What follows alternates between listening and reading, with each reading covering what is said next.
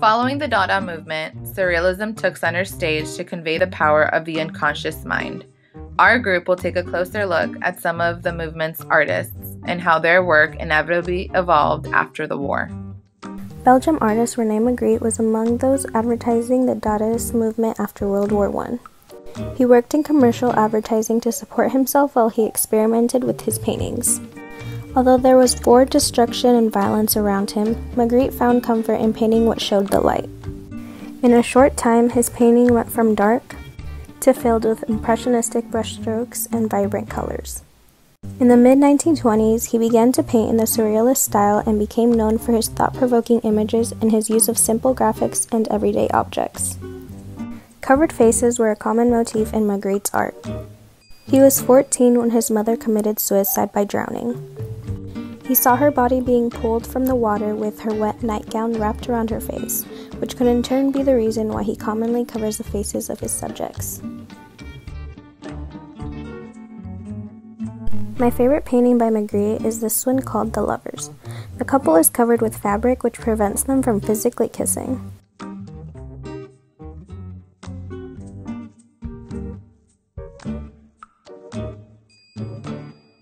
It creates a boundary between the two that can raise many questions depending on the viewer. Were they having an affair? Did it represent their inability to form a bond no matter how close to contact they came? Or were they just simply hiding their true selves from one another? René Magritte is known as one of the fathers of Surrealism. Despite stylistic failure with his earlier works, he continued and pressed on. He became a household name for his later paintings and had a great impact in pop culture and brand identity. After his poor-received exhibition in Brussels, Magritte and his wife moved to a suburb in Paris, where he met French surrealists André Breton and Paul Eluard. Magritte made much progression in his newfound style, but failed to make a financial success. It was then that him and his wife decided to return to Brussels. As Magritte grew in demand and in popularity, World War II redirected his course. All the suffering and violence that the war had left made him turn away from his dark, muted palette. He made it a point to integrate joy and pleasure through more use of color in his works. The Son of Man is one of Magritte's most iconic paintings. His use of color contrasts his previous works before the war. It is a self-portrait that depicts a man standing in front of a wall overlooking the sea and cloudy sky. The man's face is clearly covered by a green apple. The only feature that is seen peeking through is his left eye.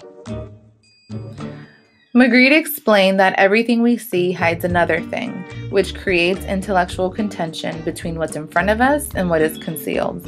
His explanation was telling of the Surrealist movement, their interest in human psychology through Freud's findings.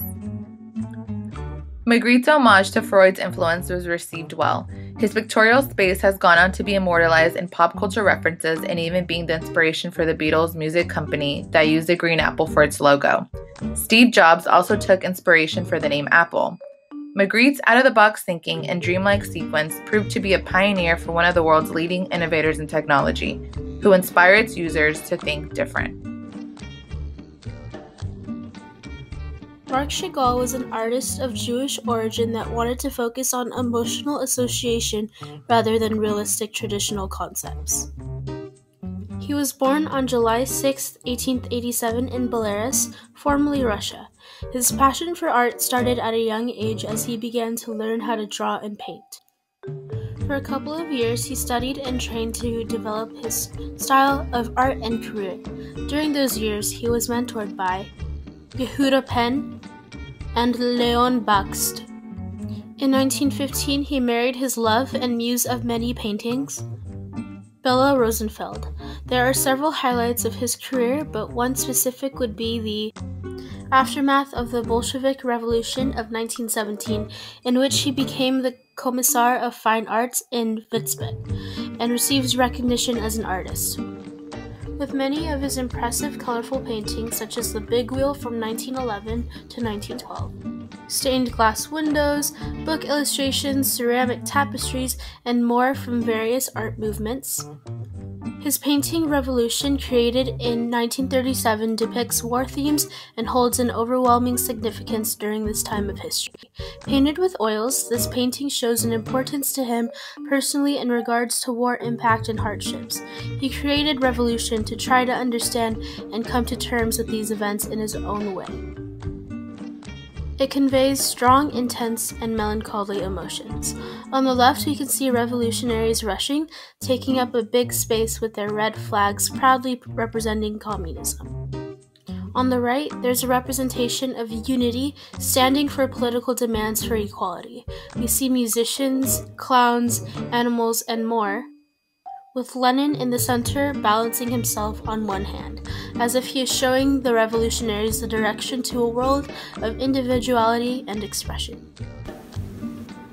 In 1941, Chagall and Bella found asylum in New York City. Revolution, which was analyzed earlier, became.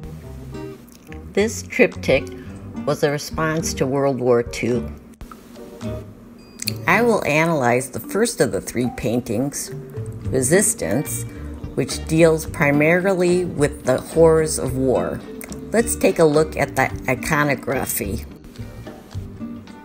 The focal point is the Christ, suffering Jew, which Chagall said has always symbolized the true type of the Jewish martyr.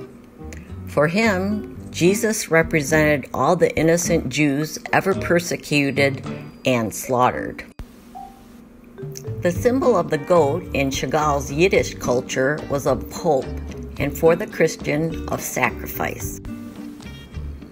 The bride is a symbol of his wife, Bella, his muse, who died in 1944. The painter represents Chagall, who is often in his paintings. The crowd of Jewish people are scattering on the right. In the middle, a crowd is in the midst of revolution.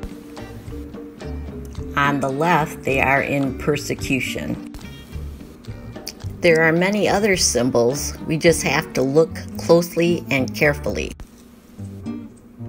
Let's take a look at the colors.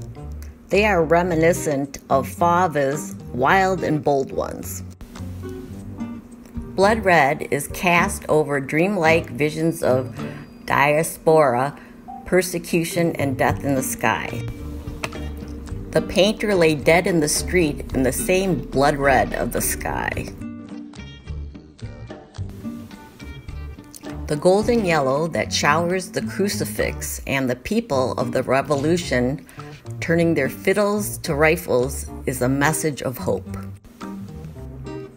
Let's take a look at the colors. They are reminiscent of Fauvism's Wild and Bold Ones. The color palette is emotionally charged with desperation, hope, celebration, anguish, and pleasure. Chagall's genius was to use Jesus' crucifixion to address Christians, to alert them via their own symbol system to the systemic cruelty taking place in the Holocaust.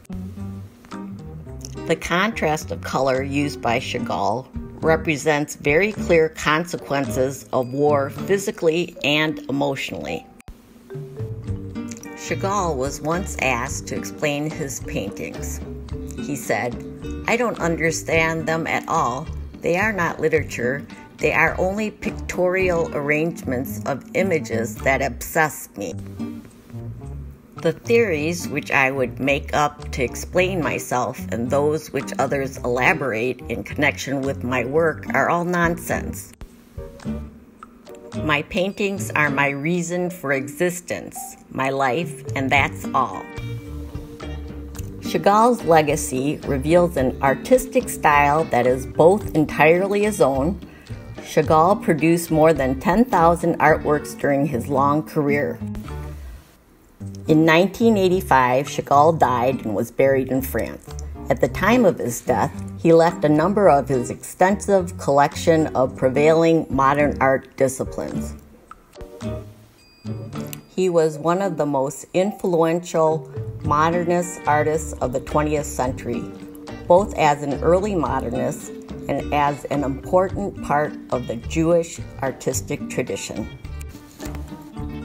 René Magritte was a dreamlike surrealist who produced precise true-life imagery that didn't follow normal rules of size or perspective in an impossible form or location.